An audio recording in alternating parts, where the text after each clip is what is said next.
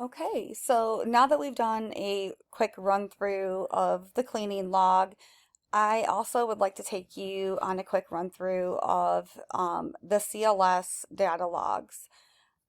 This actually will also be where you're going to clock in and out for every shift.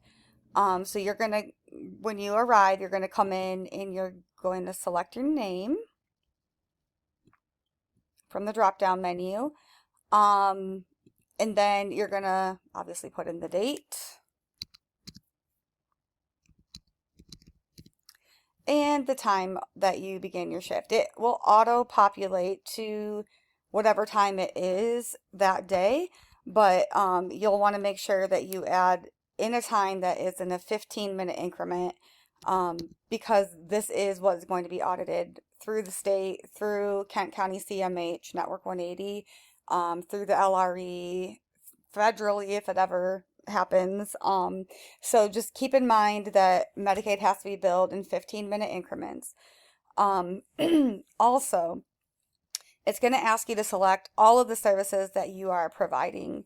And I do have the services. I adjusted the schedule to include what hours are CLS every day, what hours are out of home non-vacational, what hours are overnight health and safety. There are some private pay opportunities and things like that. So just make sure that you are selecting, like, for instance, if you're going to be doing CLS, out of home non-vacational, and overnight health and safety all in one shift, that's completely fine. You'll want to select that you're doing all three of those activities in here. Second shift, that's really common because you could come in at 2 and then from 4 to 8 be doing out of home non-vacational, and then at 8 p.m. beginning overnight health and safety. So you get it. Obviously, all the goals in here and all the goals and objectives are based off of Casey's IPOS.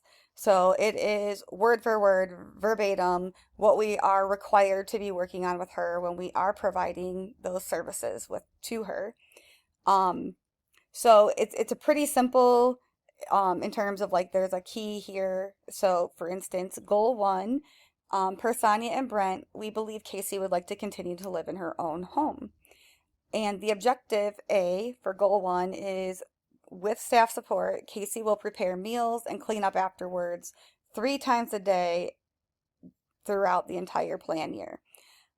So what you're going to do is you're going to select how many times that happened during your shift that Casey had meals and assisted. So did she help prepare meals and clean up afterwards without any assistance from you? Did it take verbal prompting from you? Did it happen once, twice, or 3 times? Um, there are situations when she's going to refuse, or maybe it's not scheduled that day because it's a day where you're only doing out of home non-vacational, and she, ate something out. Um, there isn't really a situation where you should be working and it's not applicable unless you are working third shift. And in that situation, you would put number 9. If you are with Casey when she's awake, it is a requirement to work on these goals. So we have to show that we are offering that to her, regardless of whether she chooses to participate. There is no negative repercussion to Casey for choosing not to do something. But there is a issue for us to not offer it because we are legally contracted to offer these services, and these are the things that we are supposed to be working on with her. So here's another example that Casey will do her laundry throughout the plan year, with staff support. So you'll just mark whether she assisted with her laundry or if she refused. Maybe you would say 9 if you are second shift and the laundry's already been completed at that time.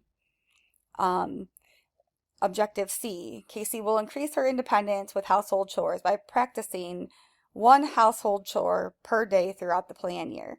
So again, it's going to say that Casey chose without any prompting, with verbal prompting. You demonstrated it, you supported her, and maybe, maybe you offered her the bucket and but you had to pour in the water for the plants, or maybe she sprayed the Windex but you washed the windows. That's perfectly fine. That's wonderful, actually.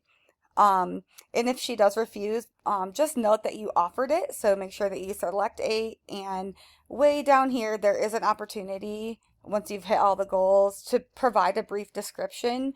If there's ever a situation where you're unable to work on a goal for whatever reason, that absolutely must be stated that you offered it and it was refused, or there wasn't an opportunity because maybe in this situation, Casey had aggressive behaviors and it was just not a day where we were able to work on goals, and that's completely fine, but we have to note and document that that's what happened.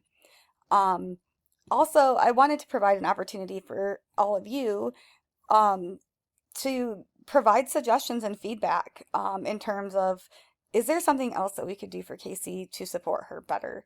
Are there things that you're noticing?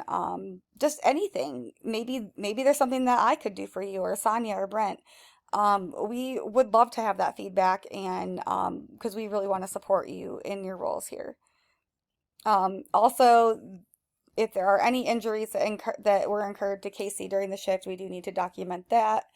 And then you will obviously clock out at the end and sign here. It's another situation where you can save the form and come back to it later. You can actually, if you're in the app on the iPad that will be at the house, you can just leave it like that during your shift. Otherwise, you can copy a link or have it send you an email, either way. But if you just leave the app like this, you can come back to it and just hit this button and it will resume right where you left off. So that is, yeah, that's it for the CLS log.